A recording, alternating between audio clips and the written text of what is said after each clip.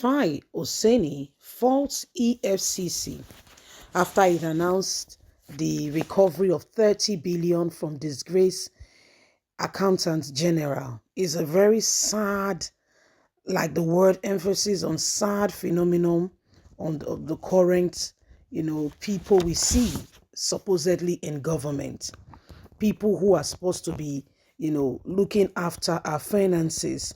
How is it that, like Oseni has said, these same people are able to steal money, without anybody, no words? I mean, nobody aware until they are finally caught. How come those things happen and nobody particularly, is able to discover, okay, before it gets out of hand? What exactly is going on in this country? This is the reason why again and again, every single person, our eyes must be open. Look at school students. Nigerian students were home for over 8 months. A whole session was lost. Yet somebody had over 109 billion, had a plea bargain and released 30 billion. What sort of plea bargain? And you allowed what? 79 billion with him? That's the one you are aware of. Please don't forget to give us a thumbs up, like us, share, subscribe. Let's get all the details.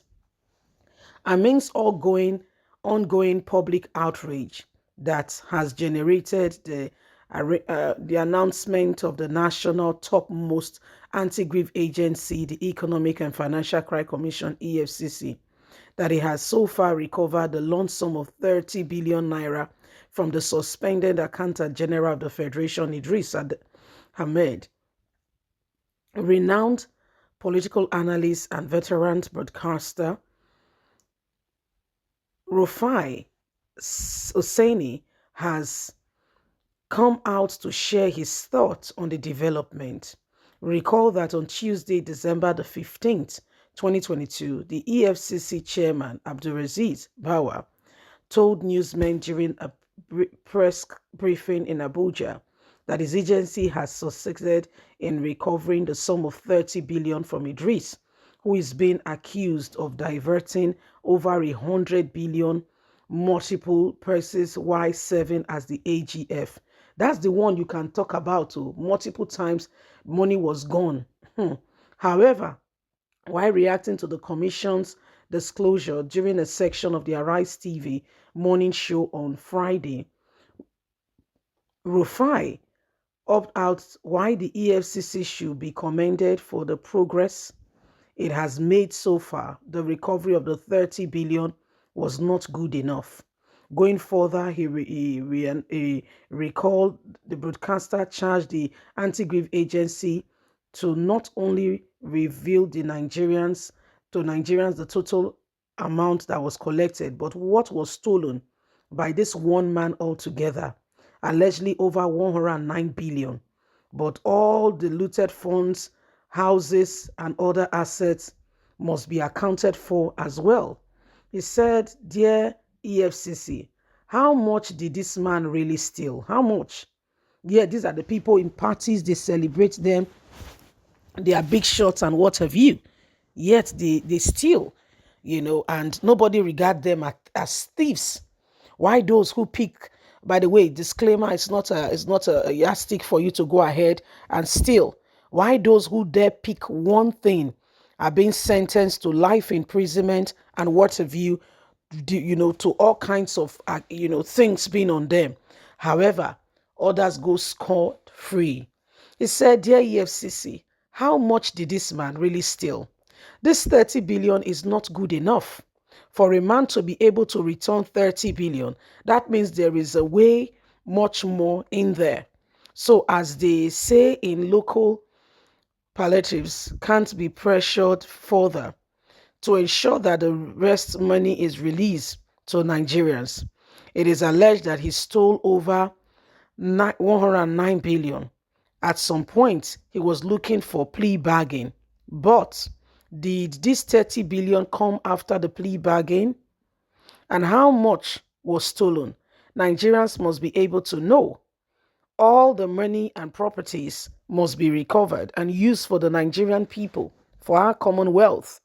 It is sad that in a country where we complain that there is no money, a lot of things are being stolen, and people who should be looking after our economy are the ones snatching away billions with nothing particularly coming out of it. You're telling us that he dropped 30 billion. Oh dear. Mm. It's really a sheer disappointment to mention, but the least. It is a really sheer disappointment. Okay? It's what we need to know, how we need to go about it, and what we need to do together. The people, the persons who are coming on board and saying they want to rule, they want to lead, have you taken stock of who they are? What are they doing? And why should we allow such to continue? It is a shame, things that are being done, and why we allow such things to continue. You know, people who should never have an iota of concern into leadership are the very same people who are leading the pack. And so when a blind man leads another blind man, sweetheart, what is the end product? Where does he lead to? Where? Where exactly where does he end? There you have your answer. That's what is going on with the Nigerian people today. A lot of persons have suffered needlessly in the hands of wicked politicians. Is truth being said? No. Can we change these things? Yes. What are we doing about it? Nothing. What are you doing about it? Eh? So it's really sad. It's really sad. And if we want anything, for us to have this change, we just need to rise up to it and do not allow anything to hold us down. Okay?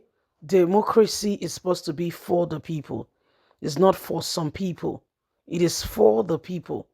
And so when the very essence of democracy is eradicated, we all need to begin to watch out very closely and carefully what we are engaged in and with, so that at the end of the day, we can truly make real tangible progress.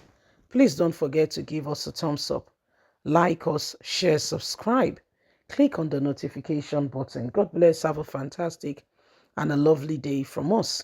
Is bye for now. Bye-bye.